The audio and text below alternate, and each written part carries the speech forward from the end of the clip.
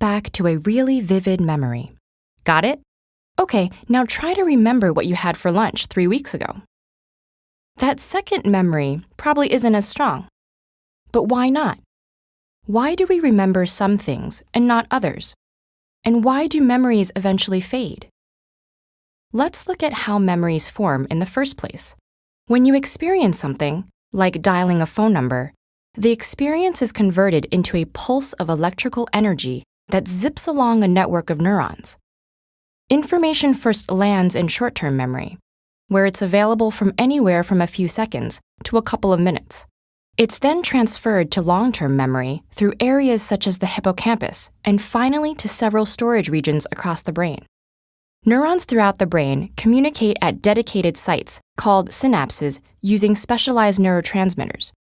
If two neurons communicate repeatedly, a remarkable thing happens. The efficiency of communication between them increases. This process, called long-term potentiation, is considered to be a mechanism by which memories are stored long-term. But how do some memories get lost? Age is one factor. As we get older, synapses begin to falter and weaken, affecting how easily we can retrieve memories. Scientists have several theories about what's behind this deterioration.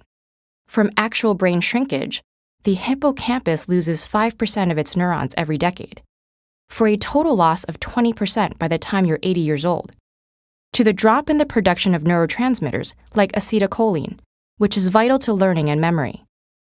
These changes seem to affect how people retrieve stored information. Age also affects our memory-making abilities. Memories are encoded most strongly when we're paying attention, when we're deeply engaged, and when information is meaningful to us. Mental and physical health problems, which tend to increase as we age, interfere with our ability to pay attention and thus act as memory thieves. Another leading cause of memory problems is chronic stress. When we're constantly overloaded with work and personal responsibilities, our bodies are on hyper-alert. This response has evolved from the physiological mechanism designed to make sure we can survive in a crisis. Stress chemicals help mobilize energy and increase alertness. However, with chronic stress, our bodies become flooded with these chemicals, resulting in a loss of brain cells and an inability to form new ones, which affects our ability to retain new information. Depression is another culprit. People who are depressed are 40% more likely to develop memory problems. Low levels of serotonin, a neurotransmitter connected to arousal, may make depressed individuals less attentive to new information. Dwelling on sad events in the past, another symptom of depression, makes it difficult to pay attention to the present, affecting the ability to store short-term memories.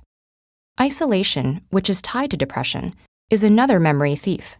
A study by the Harvard School of Public Health found that older people with high levels of social integration had a slower rate of memory decline over a 6-year period. The exact reason remains unclear, but experts suspect that social interaction gives our brain a mental workout. Just like muscle strength, we have to use our brain or risk losing it. But don't despair. There are several steps you can take to aid your brain in preserving your memories. Make sure you keep physically active. Increased blood flow to the brain is helpful. And eat well. Your brain needs all the right nutrients to keep functioning correctly.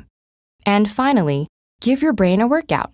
Exposing your brain to challenges like learning a new language is one of the best defenses for keeping your memories intact.